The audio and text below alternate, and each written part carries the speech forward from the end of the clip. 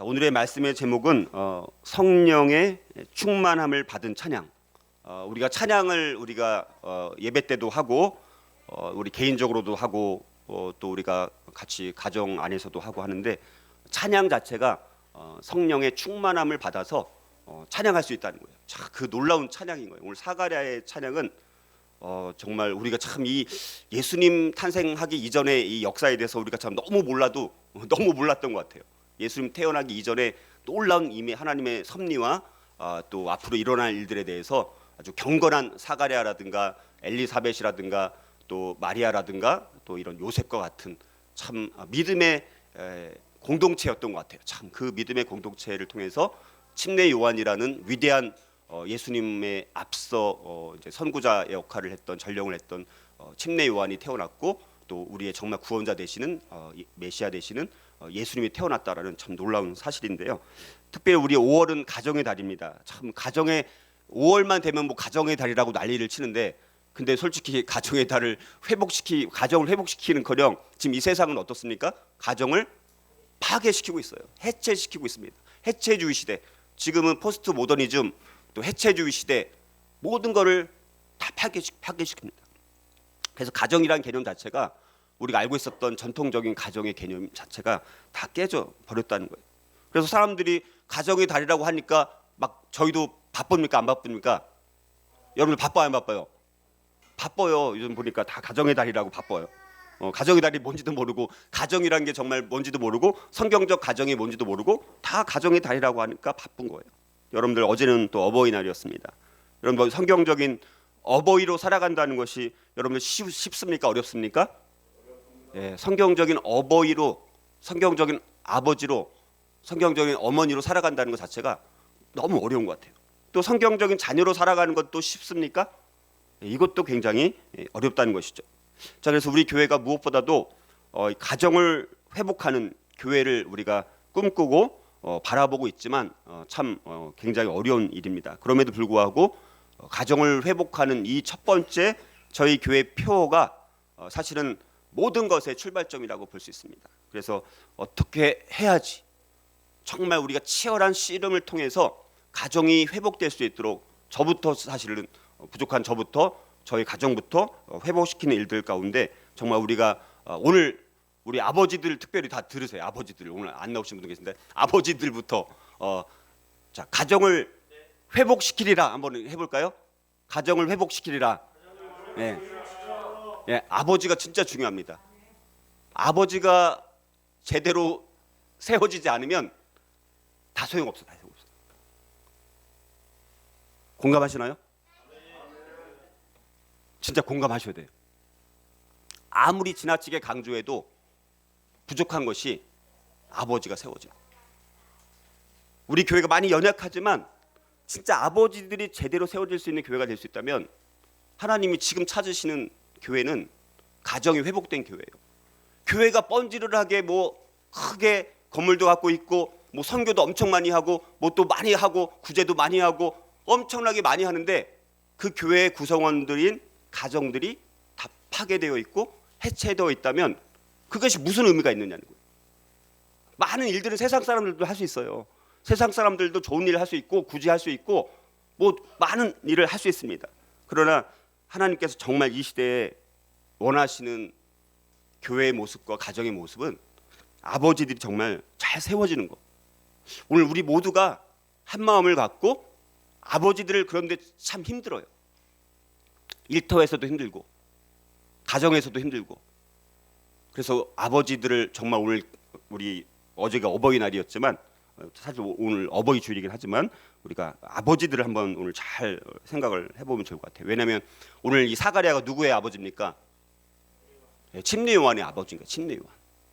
침례 요한이 지금 이제 태어났습니다. 우리가 오늘 이 사가랴의 찬양이 중요한 이유는 이 사가랴라는 사람이 참 대단한 것 같아요. 전 몰랐습니다, 솔직히. 사가랴가 이렇게 대단한 사람이라는 걸 몰랐어요. 근데 이 사가랴 찬양을 묵상을 하면서 사가랴가 너무너무 경건한 아버지였기 때문에 그 아버지의 강력한 영향을 받았기 때문에 침례 요한이라는 사람 물론 우리가 예언돼서 그는 태중에서부터 성령의 충만함을 받은 자라고 그렇게 예언되어 있긴 하지만 그러나 이 사가랴라는 아버지가 얼마나 위대한 사람이었는가, 이것을 우리가 잘 알고 우리 부모로서, 아버지로서 나의 역할은 무엇인가, 우리가 과연 어디에 관심을 가져야 할 것인가, 굉장히 아주 우리에게 교훈해 주는 바가 심히 깊은 말씀이 아닐 수 없음을 제가 이제 깨닫고 함께 그 말씀을 나누어 봤으면 좋겠습니다. 자, 이미 살펴보았던 것처럼 사가랴는 천사 가브리엘을 통해서 아들을 주겠다라는 그 말씀을 처음에 믿었어요, 안 믿었어요? 처음에 못 믿었습니다. 그거 하나가 딱 사가랴의 단점이었던 것 같아요. 처음에 천사 가브리엘을 통해서 아들을 주겠다고 했을 때 그때 좀 믿었으면 사가랴는 별로 오점이 없었을 텐데 그때 믿지 못함으로 잠시 말 못하는 자로 있었던 그런 시간들이 있었고요. 그러나 하나님의 말씀대로 엘리사벳이 잉태하고 때가 되어서 드디어 침례 요한이 태어났습니다. 침례 요한이 지금 태어났어요. 우리 계속 연대기로 살펴보는데 지난주에 침례 요한이 태어난 걸 우리가 살펴봤습니다. 기억하시나요? 예, 침례 요한이 태어났고 예수님은 태어났어요? 아직 안 태어났어요? 아직 이제 안 태어난 상황이에요. 아직 예수님이 태어나려면 좀 더 있어야 됩니다. 그래서 이제 침례 요한은 지난주에 말씀 살펴봤던 것처럼 이미 태어났습니다. 그래서 이제 침례 요한의 출생으로 침례 요한의 아버지의 입이 열리게 되어서 이제 말을 하게 됩니다. 자, 그래서 우리가 살펴보았던 것처럼 그래서 이름을 이제 침례 요한의 이름을 뭐라고 줬습니까? 요한이라고 줬죠. 근데 요한이란 이름이 뭐예요? 뜻이 뭡니까? 하나님의 은혜로운 선물. 하나님의 은혜로운 선물. 그러니까 주변에 많은 사람들이 요한이 태어났을 때 사가랴라고 이름을 짓자고 다 말을 했는데 사가랴와 엘리사벳만큼은 절대로 그 이름을 양보했습니까? 안 했습니까? 양보하지 않았습니다. 이건 이미 천사 가브리엘을 통해서 주신 이름이에요. 요한이라는 이름은. 그리고 하나님의 은혜로운 선물. 이제는 침례 요한의 탄생을 통해서 앞으로 엄청난 일들이 일어나는 거예요. 메시아가 오실 것을 준비하는 역할도 있고 또 가정적으로 봤을 때 엘리사벳과 사가랴의 집에 있어서 침례 요한이라는 귀한 아들은 정말 하나님의 은혜로 주어진 선물이 아닐 수 없었고 정말 영적으로 아주 캄캄한 암흑시대 가운데 이제 침례 요한이 출생함으로 인해서 이제 새로운 일을 하나님께서 하시게 될 것을 알려주는 이름이 바로 이 요한이라는 이름이에요. 그래서 여러분 믿는 사람들 그 자녀 태어났을 때 많은 이름 중에 어떤 이름이 있어요?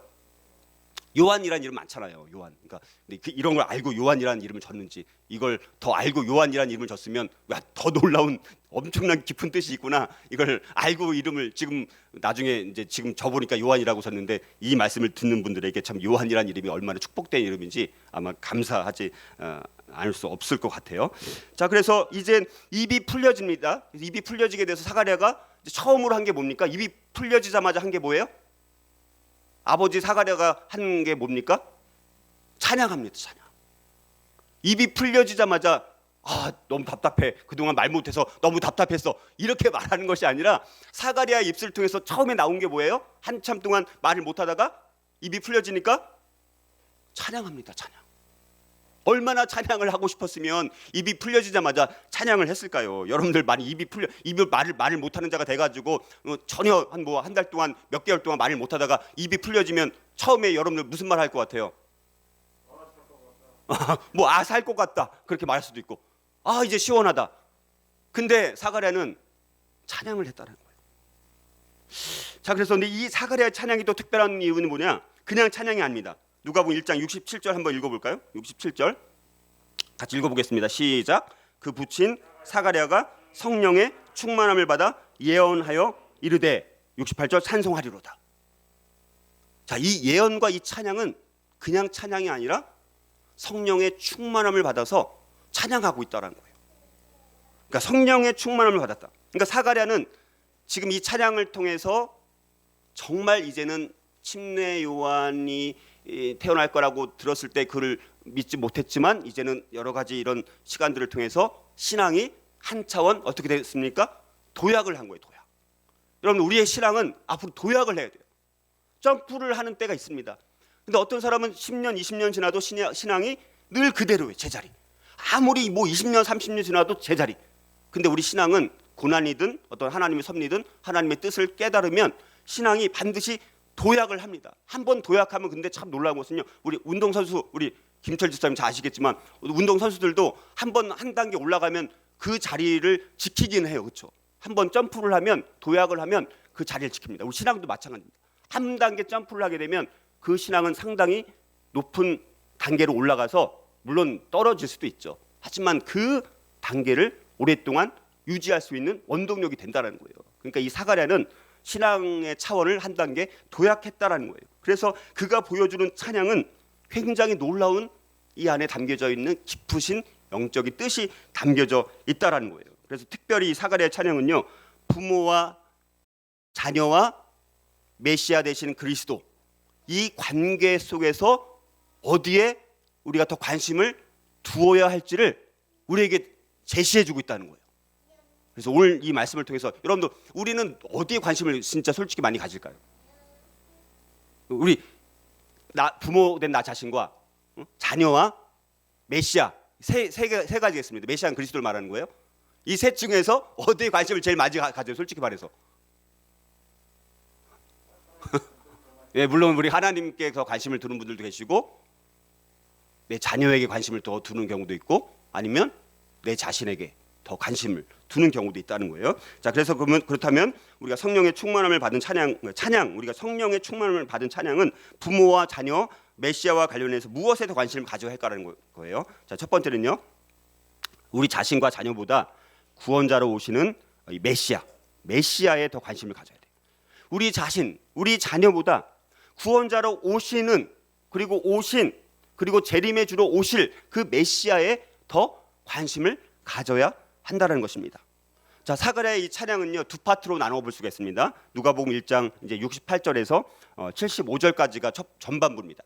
그리고 76절부터 뒷부분이 후반부예요. 전반부와 이 후반부로 나눠질 수가 있습니다. 그래서 이 전반부 68절에서 75절까지의 전반부에서는 하나님께서 자기 백성들을 구원해 주시기 위해서 이제 메시아를 보내 주시기로 했는데 그분이 이제 오실 거다라는 것을 찬송하는 거예요.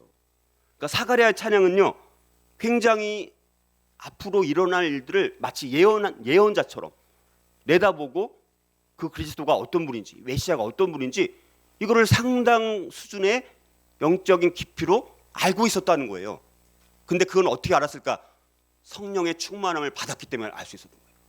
아직 예수님이 태어나지도 않았는데 그 태어날 메시아가 어떤 분이라는 것을 너무나 정확하게 알고 있었다는 거예요. 그런데 어떻게 알게 해주셨어요? 성령의 충만을 받으니까 알게 해주셨다는 거예요. 자기가 찬양을 합니다. 찬양을 하면서도 자기가 찬양하는 게 아니에요. 우리가 어떨 때 우리가 말씀을 제가 전하거나 찬양할 때 어떨 때는 여러분들의 힘으로 찬양하는 것이 아니라 정말 성령의 감동으로 충만해가지고 찬양할 때가 많이 있습니까? 없습니까? 있는 거예요. 마치 사가랴가 성령의 감동을 받고 성령의 충만함을 받으니까 아직 태어나지도 않은 메시아가 어떤 분인지에 대해서 정확하게 마치 예언하는 것처럼 메시지를 전하고 있다라는 것을 보여주고 있습니다. 자, 사가랴 찬송을 이제 한번 우리가 분석을 해보면, 자, 먼저 이 메시아를 보내주신 것에 대한 감사의 마음이 있습니다. 그러니까 사가랴는 예수님을 이 땅에 보내셔서 구원의 은혜를 베풀어 주신 그 하나님, 야, 이 흑암과 같은 어두운 세상 가운데 하나님께서 구원자를 베풀어 주신 거예요. 그 하나님을 찬송하고 있는 것을 보게 됩니다. 그래서 찬송으로 이 예언이 시작되어지는데 68절을 보니까 이렇게 시작합니다. 찬송하리로다 주 이스라엘의 하나님이여 그 백성을 돌보사 속량하시며. 자, 주 이스라엘의 하나님이여 그 백성을 돌보셔가지고 속량하셨다라는 거예요. 여러분들 사가랴, 여러분들 제가 만약에 지금 침례 요한이 이미 막 태어난 상태입니다. 침례 요한이 태어난 상태에서 여러분들 그러면 사실 뭘 감사를 해야 돼요? 지금 감사해야 될 것은 뭐예요? 엘리사벳 아내를 통해서 하나님께서 내 아들을 출생해 주신 것에 대해서 그 은혜가 너무나 감사합니다. 그리고 그 아들을 또 침례 요한을 이제 메시아의 선구자가 되게 해주신다는 사실에 대해서 너무너무 감사합니다. 아들에게 초점을 맞춰서 아마 찬송을 했을 것 같아요. 거기다가 지금 노년에 아들을 낳을 수 없는 상황임에도 불구하고 불가능을 기적으로 만들어 주셔서 아들을 출생했으니까 아들을 태어나게 해주신 그 자체, 그 은혜에 초점을 맞춰서 아들을 주신 하나님께 너무나 감사합니다. 이렇게 찬양을 했을 텐데, 그렇지 않았다는 거예요. 가정에 베푸신 은혜보다 이스라엘 백성들을 속량하시는 하나님의 그 놀라운 구속의 은혜를 먼저 사가랴는 찬송하고 있다라는 사실입니다. 이 속량이라는 말은 예수님께 적용되는 말씀입니다. 이 속량이라고, 여기 속량이란 말, 이 개념 자체가 매우 중요한데, 이 속량이라는 것을 이 사가랴가 정확하게 그 뜻을 알고 이 찬양을 하고 있는 것 같아요. 속량이란 말은 예수님께서 십자가에서 달리셔가지고 우리의 죄를 속죄하시고, 그래서 우리를 죄와 사망과 모든 심판에서 구원하시는 사역, 이게 바로 속량 아닙니까? 그런데 이 사가랴는 성령의 충만을 받으니까, 성령의 감동을 받으니까 그리스도의 속죄 사역, 그 은혜가 얼마나 귀하다는 것을 먼저 깨닫고 그것을 찬양하고 있는 것을 보게 돼요. 그것도 아직 예수님께서 태어나기도 전인데, 태어나실, 오실 메시아가 우리를 속량하시기 위해서, 우리의 죄를 구원해 주시기 위해서, 우리의 사망과 권세를 다 깨뜨리시고 우리를 정말 살리실 그런 구원자로서 오신다는 것을 지금 찬양하고 있는 것을 우리 가운데 말씀하고 있습니다. 여러분들, 우리가 어떻게 보면 지금 침례 요한이 기적적으로 태어난 것도 너무 감사하죠. 기적으로 태어났으니까. 우리가 때로는 병고침을 받은 것도 참 놀랍습니다. 내 자녀가 아주 대리에서 과장으로 승진한 것도 기쁩니다. 우리 자녀가 인류대학을 합격한 것도 좋아요. 좋은 직장에 취직한 것도 참 감사합니다. 자, 이런 것들 때문에 우리가 찬송을 사실 하죠, 그렇죠? 아, 내 자녀가 너무 잘 돼서 하나님 찬양합니다, 분명히. 그러나 그런 모든 것들은 일시적인 거죠, 일시적. 우리가 진짜 찬양해야 될 것은 뭡니까? 죄인된 우리를 예수님께서 십자가에서 우리를 대속해 주신 그 속량의 그 은혜. 이거는 영원한 거예요. 영속적인 겁니다. 아무리 찬양해도 부족한 거예요. 그러니까 우리가 지금 과연 어떤 거에 초점을 맞춰서 찬양을 하고 있느냐, 이거를 우리가 한번 일시적, 이 세상에서 일시적으로 누릴 것들 때문에 우리가 하나님을 찬양하고 있는가, 아니면 영속적인 우리가 받은 이 속량의 은혜에 대해서 감사하면서 하나님을 찬양하고 있는가, 이것을 우리가 봐야 한다는 것이죠. 자, 우리가 또 자랑해야 할 것은요, 주님의 구원의 능력을 지금 이 사가랴는 찬양하고 있습니다. 69절 70절에 보면 이제 사가랴는 하나님께서 구원의 능력을 다윗의 가문에서 일으키신 것을 찬송하고 있습니다. 우리 69절 70절을 같이 한번 두 절을 같이 한번 읽어보겠습니다. 69절 70절. 자, 시작. 우리를 위하여 구원의 뿔을 그 종 다윗의 집에 일으키셨으니 이것은 주께서 예로부터 거룩한 선지자의 입으로 말씀하신 바와 같이. 자, 사가랴는 메시아를 가리켜서 뭐라고 말합니까? 69절에 우리를 위하여 구원의 뿔, 구원의 뿔. 이게 굉장히 중요한 거예요. 구원의 뿔. 그 구원의 뿔을 그 종 다윗의 집에 일으키셨다라고 말씀하고 있습니다. 시편 132편 17절 18절에 보면 이렇게 말씀합니다. 내가 거기서 다윗에게 뿔이 나게 할 것이다. 다윗의 후손으로부터 뿔이 나게 할 것이다. 내가 내 기름 부음 받은 자를 위하여 등을 준비하였도다. 내가 그의 원수에게는 수치를 옷 입히고 그에게는 왕관이 빛나게 하리라 하셨도다. 자, 구원의 뿔, 다윗을 통해서, 다윗의 후손을 통해서 우리를 구원할 메시아가 태어날 거라고 구약에서 수없이 반복해서 말씀하셨습니다. 수많은 선지자를 통해서. 그 메시아로 오실 그분이 바로 이제 마리아를 통해서, 요셉을 통해서 태어날 이제 예수님이라는 것을, 그 언약이 성취되고 있다라는 것을 사가랴가 깨닫고 있다는 거예요. 이 뿔이라는 것은 능력을 말합니다. 이 뿔 자체가 능력이에요. 그러니까 우리 주님은 구원의 능력이 되시는 분이에요. 구원을 우리에게 이끌실 수 있는 유일한 분이 누굽니까? 예수님이신 거예요. 그 능력이 있는 유일한 분이라는 거예요. 구원의 뿔로 우리 예수님께서 오셨다는 것을 말씀하고 있습니다. 그런데 사가랴가 말하는 것은 뭐냐면 이 구원의 능력이 자기 가문에서 일어나지 않았다는 거예요. 지금 침례 요한도 위대한 선지자로 지금 태어났는데 그 구원의 능력이 자기 가문에서 일어난 것이 아니라 어떤 가문에서 일어났다는 거예요? 마리아와 정혼한 요셉의 가문에서 이 놀라운 구원의 뿔의 역사가, 구원의 능력이 일어났다라는 것을 말씀을 하고 있다라는 것이죠. 자, 물론 사가랴는 그리스도를 통해서 이 하나님의 구속의 놀라운 섭리가 자기가 낳은 침례 요한을 통해서 그 사역이 시작된 것은 맞아요, 그렇죠? 왜냐하면 주님이 오신 거를 예비하고 준비하는 자로서 이 침례 요한이 사역이 분명히 되는 건 맞으니까 그것이 자기의 아들을 통해서 일어나는 것은 맞지만, 그러나 자기의 아들 침례 요한을 내세우는 것이 아니라 자기 아들 침례 요한은 뒤로 감추는 거예요. 지금 이 찬양의 핵심은 뭐냐? 자기도 가리고 자기의 아들도 위대한 선지자가 됨에도 불구하고 자기 아들을 자꾸 뒤에 감추는 거예요. 그리고 누구를 자꾸 내세웁니까? 예수님을 내세우는데 예수님을 내세우려고 하다 보니까 마리아와 정혼한 요셉이 어느 가문 출신입니까? 다윗의 가문 출신인 거예요.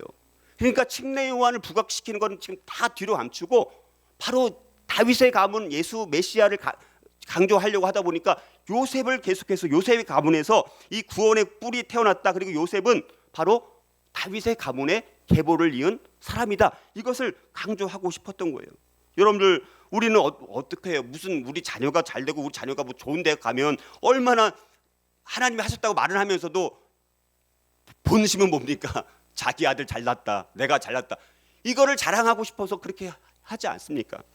근데 지금 사가랴의 관심은 그 자기 아들이 위대한 선지자가 됨에도 불구하고 자꾸 뒤로 미루고 예수님을 어떻게든지 더 자랑하려고 강조하고 있는 모습을 우리에게 보여주고 있습니다. 여러분들 우리가 과연 이 사가랴와 같이 정말 그 메시아 되시는 그분의 능력, 그분을 얼마나 자랑하고 있는지를 보고 우리 갈라디아서 6장 14절 말씀처럼 그러나 내게는 우리 주 예수 그리스도의 십자가 외에 결코 자랑할 것이 없나니. 여러분 우리가 자랑할 것이 과연 있나요? 불순종의 아들이었던 진노의 대상이었던 우리를 하나님께서 구원해 주셨는데 우리가 내세워봤자 얼마나 내세울 것이 있겠어요.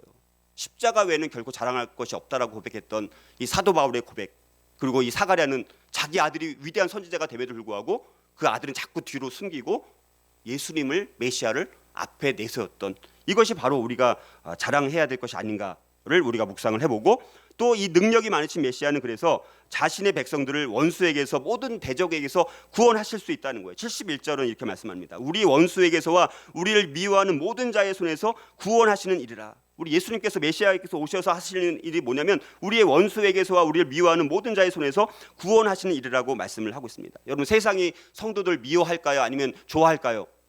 성도들 미워합니다. 여러분 요한복음 15장 18절 19절에 보니까 예수님께서 이렇게 말씀합니다. 세상이 너희를 미워하면 너희보다 먼저 나를 미워한 줄 알라. 예수님을 미워하니까 우리를 미워하는 거예요. 그러니까 우리가 미움을 받으면 당연한 거예요? 안 당연한 거예요?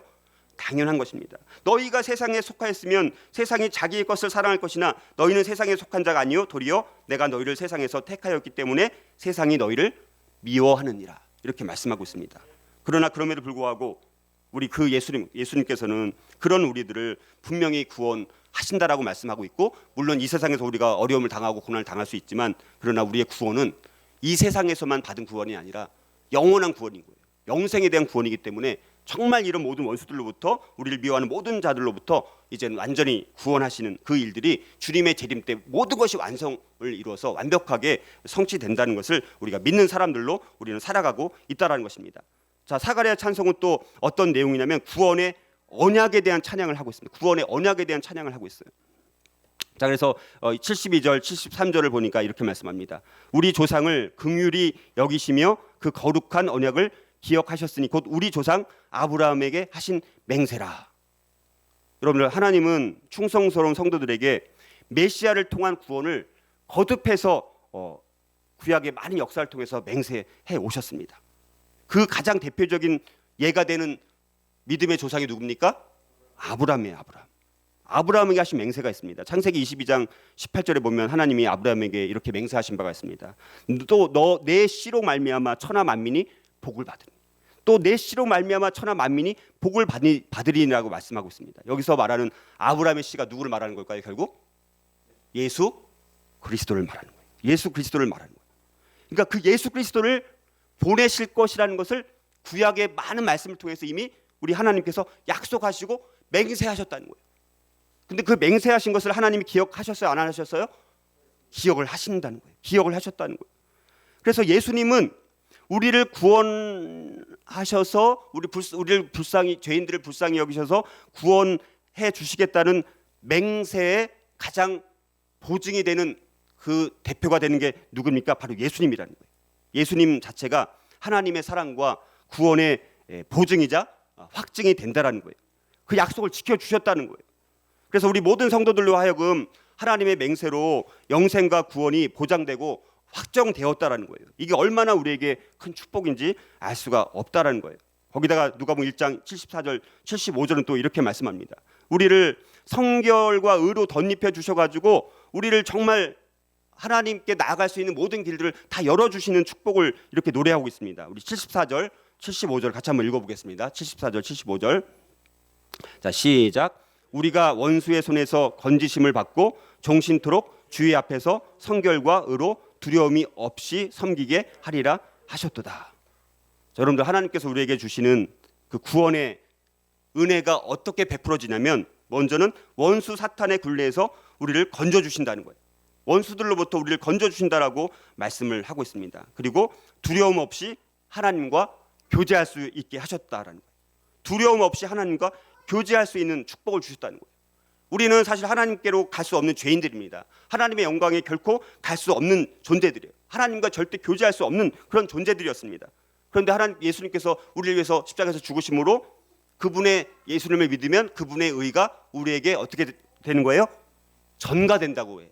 전가의 교리. 성경 우리 교리 중에서 이 전가의 교리가 매우 중요합니다. 그래서 우리가 예수를 믿으면 예수님의 의가 우리에게 옮겨져서 우리를 하나님께서 어떻게 보십니까? 의롭다고 보시는 거예요. 그게 무슨 교리입니까? 칭의의 교리예요. 칭의. 의롭다 칭하는 거예요.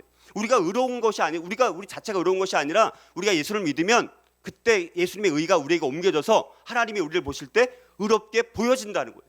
그래서 우리를 의롭게 여겨주신다는 거예요. 그래서 두려움 없이 하나님과 교제할 수 있게 된 거예요. 우리가 예수 그리스도 때문에 의로워짐으로 인해서 하나님과 우리가 두려움 없이 교제할 수 있는 그 놀라운 특권을 우리 가운데 허락해 주셨다라는 거예요. 그리고 영원히 하나님을 섬길 수 있도록 해 주셨다는 거예요. 이 땅에서뿐만 아니라 저 천국에서도 영원히 하나님을 섬길 수 있는 놀라운 은혜를 우리 가운데 주셨다는 거예요. 자, 이렇게 모든 하나님의 구원은 정말 완전하고 총체적인 것을 우리 가운데 말씀을 하고 있습니다. 그래서 사가랴의 예언과 찬양의 정말 아름답고 위대한 점은 뭐냐? 바로 사가랴는 자기 자신이나 자신의 아들에 관한 관심을 드러내지 않고 오로지 하나님께서 다윗의 집에서 일으켜주신 구원의 뿌린 예수 그리스도를 통한 하나님의 놀라운 은혜에 이 찬양의 초점을 맞추고 있다는 것을 우리가 한번 돌아보면서 우리가 성령의 충만함을 받은 우리의 입술을 통해서 우리가 찬양을 하든 노래를 하든 대화를 나누든 우리의 모든 대화의 관심이 부모와 자녀 메시아에 관련해서 우리 자신이라든가 우리 자녀보다 구원자로 오시고 이미 오신 재림의 주로 오실 메시아에 더 관심을 가질 수 있는 저와 여러분이 될 수 있기를 주님의 이름으로 축복합니다. 자, 성령의 또 충만함을 받은 찬양은 부모와 자녀 메시아와 관련하여서 무엇에 또 더 관심을 가져야 할까요? 자, 두 번째는요. 부모와 자녀와의 관계보다 부모와 자녀 물론 이것도 매우 중요합니다. 그러나 자녀와 메시아와의 관계에 더 관심을 가져야 돼요. 우리 부모와 자녀와의 관계도 많이 깨져 있긴 하죠. 그런데 우리가 관심을 가질 것은 물론 부모와 자녀의 관계도 회복이 돼야 되지만 우리 자녀가 메시아 되시는 구원자 되시는 예수님과 어떤 관계를 지금 맺고 있는지 여기에 우리가 얼마나 더 관심을 갖고 있는지 이걸 한번 돌아봐야 된다는 거예요. 그래서 누가복음 1장 76절 79절까지가 이 사가랴 찬양의 후반부에 해당되는 두 번째 파트라고 이제 볼 수가 있는데 여기서는 이제는 침례 요한의 역할에 대해서 초점을 맞춥니다. 자, 먼저 한번 보겠습니다. 자, 그래서 침례 요한의 위치와 사역이 무엇인지를 누가복음 1장 76절 77절에 보니까 한번 같이 읽어볼까요? 76절 77절 같이 한번 읽어보겠습니다.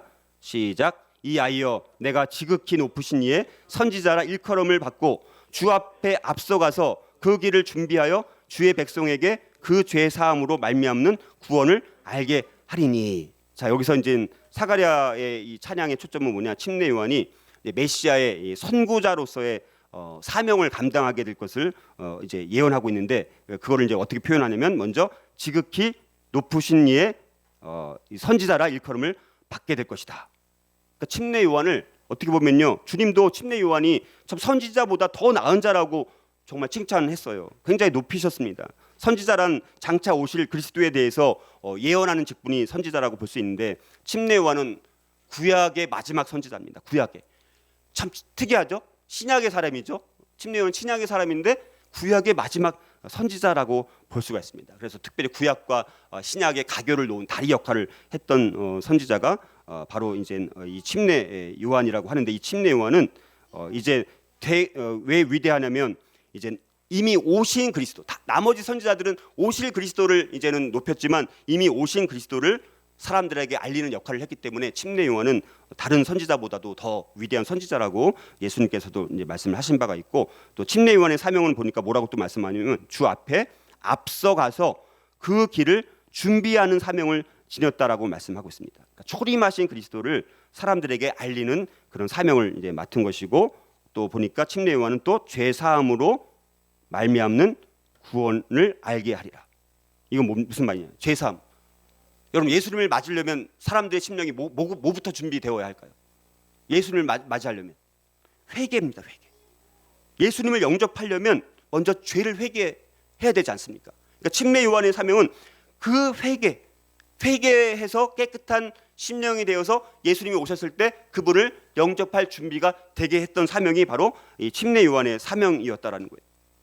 자, 또 사가랴가 또 말하는 것은 그 메시아의 구원 사역에 대한 찬양을 지금 하고 있습니다. 마지막 우리 78절, 79절을 같이 한번 읽어보겠습니다. 78절, 79절. 자, 시작. 이는 우리 하나님의 긍휼로 인함이라. 이로써 돋는 해가 위로부터 우리에게 임하여 어둠과 죽음의 그늘에 앉은 자에게 비치고 우리 발을 평강의 길로 인도하시리로다 하니라.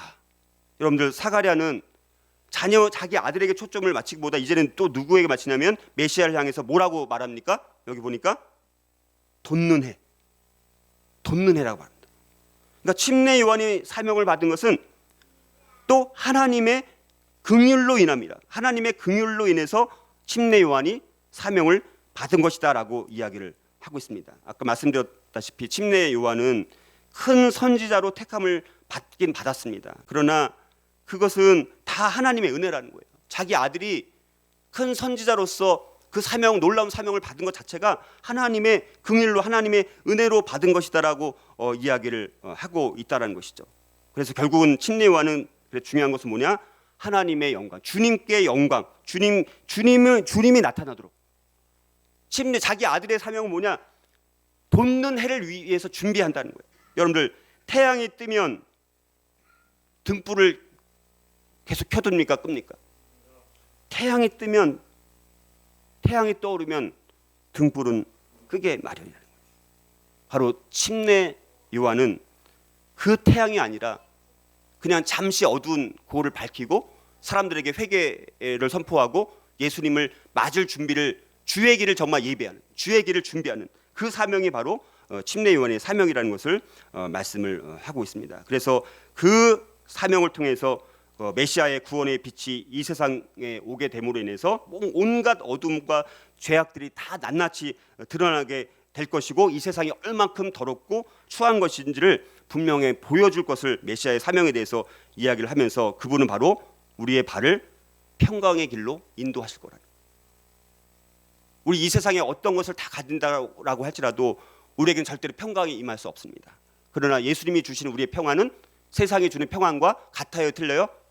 전혀 다른 평강을 주신다라고 말씀을 하고 있습니다. 그래서 그 예수님에게 초점을 맞추고 있는 사가랴의 찬양을 통해서 침례 요한은 결국 뭡니까? 사가랴는 자신의 아들 침례 요한을 보면서 침례 요한에게만 관심을 가진 것이 아니라 자기의 또 관계에 관심을 가진 것이 아니라 자기의 아들과 그 메시아가 어떤 관계인지 이거를 명확하게 알고 있었고, 그것을 사람들한테 찬양을 통해서 놀랍게 선포하고 있다라는 사실이죠.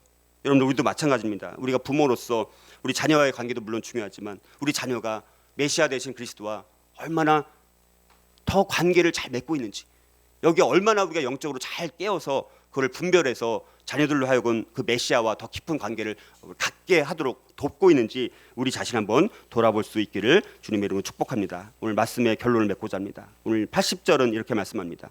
아이가 자라면, 침례 요한을 말하는 거예요. 이게 사가랴가 그렇게 놀라운 구원의 메시지에 대해서 메시아를 향해서 찬양을 하고 나서 결과가 뭐냐? 80절입니다. 우리 자녀가, 여러분들의 자녀가 잘 정말 되기를 원한다면 어떻게 해야 됩니까? 사가랴의 찬양과 같은 그런 찬양을 올려드릴 수 있어요. 결과가 뭡니까?